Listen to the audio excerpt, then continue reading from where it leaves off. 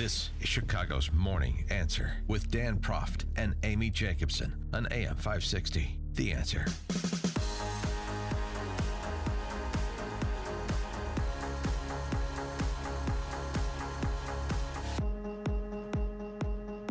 Good morning, Dan. And in for Amy this morning is Kristen McQuarrie, Chicago Tribune editorial board. And the lead this morning are reports about the future status of one attorney general named Jeff Sessions and one special counsel named Bob Mueller, particularly as the Bloomberg news organization reports that Mueller is indeed expanding his probe beyond Russian collusion, or arguably beyond Russian collusion, and into Trump's business dealings. The fear of the unencumbered special counsel from the outset and from historical precedent. Here's what Trump said when he spoke to the New York Times about the prospect of Mueller investigating his business dealings and whether he thought that would be fair game or not. Mueller was looking at your finances, your family's finances unrelated to Russia. Is that a red line? Would that be a breach of what his actual? I would say yes. Yeah, I would say yes. By the way, I would say I mean, it's possible that it's condo or something. So I sell a lot of condo units, and somebody from Russia buys a condo. Who knows? I don't make money from Russia. In fact, I put out a letter saying that I don't make from one of the most highly respected law firms and accounting firms. I don't have buildings in Russia. They said I own buildings in Russia. I don't. They said I made money from Russia. No, it's not my thing. I don't do that. Over the years, I've looked at maybe doing a deal in Russia, but I never did one. Well, it's nice that President Trump saved Mueller the time of having to interview him after disclosing all that to the New York Times. So that's helpful. But he did say at the outset, clearly, he thought Mueller going into his business dealings would be a breach, would be beyond a fair and reasonable scope of his investigation.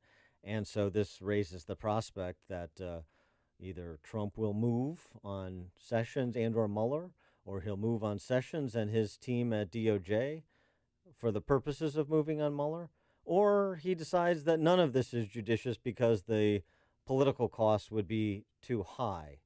But it is certainly seemingly in play. And for more on the implications, particularly as it pertains to the special counsel and where Mueller is and may be going, we're pleased to be joined by Jeff Cramer, who is a former federal prosecutor and now the Chicago-based managing director of investigations at the Berkeley Research Group. Jeff, thanks for joining us. Appreciate it. Certainly. Good morning. And so your reaction to the questions about Mueller's investigation, how wide-ranging it is, and whether it is fair or unfair to go into Trump's personal business dealings, whether that would constitute a fishing expedition, or that's just kind of fair game, and we don't really know because we don't know what Mueller knows. I think it is fair game. I think it's an investigation 101. You follow the money.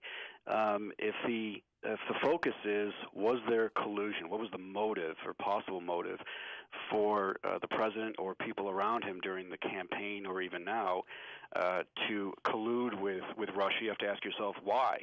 And in my experience as a prosecutor, money is usually the answer. So I think it would certainly be negligent if the special counsel didn't find out if there was a monetary reason. Maybe he's got loans over there. So it makes perfect sense. I understand why the president has his back against the wall, because looking at the president's finances is not something he's been too keen on. What do you make of being a federal prosecutor?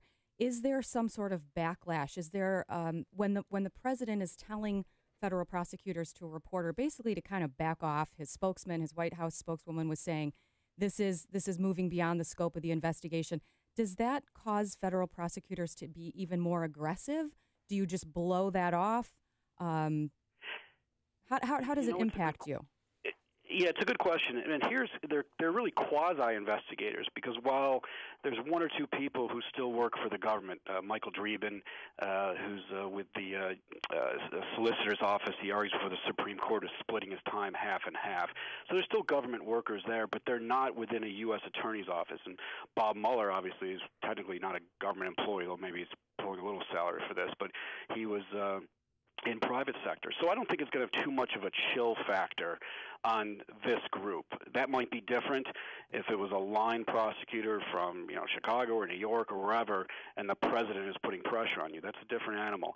He's not going to pressure Bob Mueller. Bob Mueller has nothing to lose here except looking for the truth. With respect to that, though, following up, I mean, it's a fair question to ask as to who investigates the investigators. If nobody is above the law or above scrutiny, including the President of the United States, then certainly that would include Mueller and his legal team. Yeah, and that's the interesting thing here in the comments the president made. Not only the shot at the attorney general that he wouldn't have hired him if he had known he was going to recuse himself, but also apparently now looking into the investigators. That's really unheard of. There's been some reports that some of the people on the team have donated to Democratic candidates, but then again, the irony there is so is this president. He's donated to Democratic candidates throughout the years. So it seems like they are throwing some shots across the bow. If this goes sideways for the president or anyone around him, they're going to want to taint the investigators. So it's a classic argument. When you can't argue the facts against you, you argue against those who are bringing the facts forth. It rarely works in a courtroom. The problem is we're not in a courtroom. This is a court of public opinion. Well, right. They seem pretty adept at that. Well, right, and I mean, just to continue all of the interesting ironies. Isn't that what got Jeff Sessions to recuse himself from overseeing the Russian collusion investigation? Was a perfectly legal and, as far as anybody knows, unspectacular meeting with a Russian ambassador to the United States, which is not unusual for a sitting United States senator, that he forgot to mention and created this cloud, and so he felt it was the better part of valor and adherence to the legal canons to recuse himself. So, I mean, I guess that goes in both directions. If you argue Jeff Sessions did the right thing to recuse himself because of even the appearance of a conflict, couldn't you make the same argument about about potentially members of Mueller's investigative team? I see the point, but there is a distinction. I think what A.G. Sessions did was absolutely appropriate. He needs to get rid of even the appearance of impropriety, and that is a straight DOJ call, even in the guidelines. And the president doesn't seem to honor, what DOJ should do. If anyone's attacking him, then he'll attack back.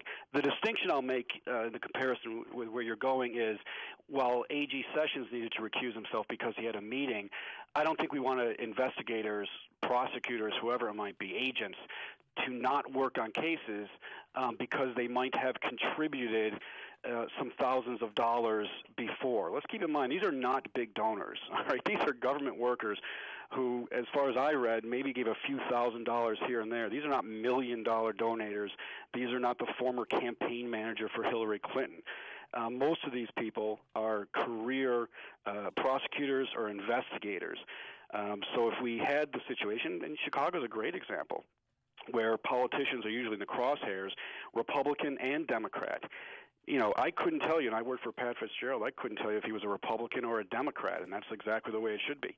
Has he contributed to campaigns in the past? I don't know. So we don't want to recuse people because of, let's call them, small donations. Mm-hmm. There seems to be some confusion as to whether Trump can even fire Mueller, if that's the end game here. Can he, or does this have to work its way through the Justice Department? Do you know the answer to that? Yeah, it's an interesting process. Technically, he can't. The Attorney General can, who has now recused himself. So now it goes to the Deputy Attorney General, Rod Rosenstein. So the president would theoretically instruct the Deputy Attorney General to fire Bob Mueller. Now, Mr. Rosenstein has a choice: do it or basically quit. If he doesn't do it, Trump will just go down the line to find the next person in line to fire Bob Mueller. And that is a direct correlation between, you have to dial back really to the Nixon administration. He didn't fire the special counsel. He fired somebody who he told to fire the special counsel and kept going until he found the person. That, while not a constitutional crisis, that's almost unheard of. What about the flip side of that? Rather than lopping off heads, providing protection, and the discussion, and this has been reported as well, the review of the president's ability to issue pardons in this matter and how that could play out. For example, Paul Manafort, his former campaign chairman, allegedly under investigation for money laundering. What if President Trump started issuing pardons? He absolutely could. That is his prerogative. There's no review process on that, unless someone, pays him for it or something sinister like that. But as a normal course, the president has complete ability to pardon anyone he likes at any time he likes. The only price he might pay is a political one, or maybe not. So they're certainly looking into that. But it plays into if that, this is 3 or 4 steps down the line, if that does happen, he's going to need political cover, and then he can say the investigation was tainted or is a witch hunt, so I did the right thing or whatever it might be.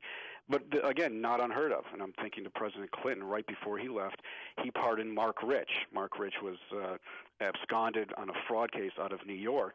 And the U.S. attorney from New York then investigated whether or not that pardon was appropriate. Nothing came of it. But again, the president's pardon power is absolute. He is Jeff Cramer, former federal prosecutor, now the managing director of the Chicago-based office of Berkeley Research Group. Jeff, thanks so much for joining us. Appreciate it. Certainly. Have a good day. You too. He joined us on the Turnkey.Pro answer line.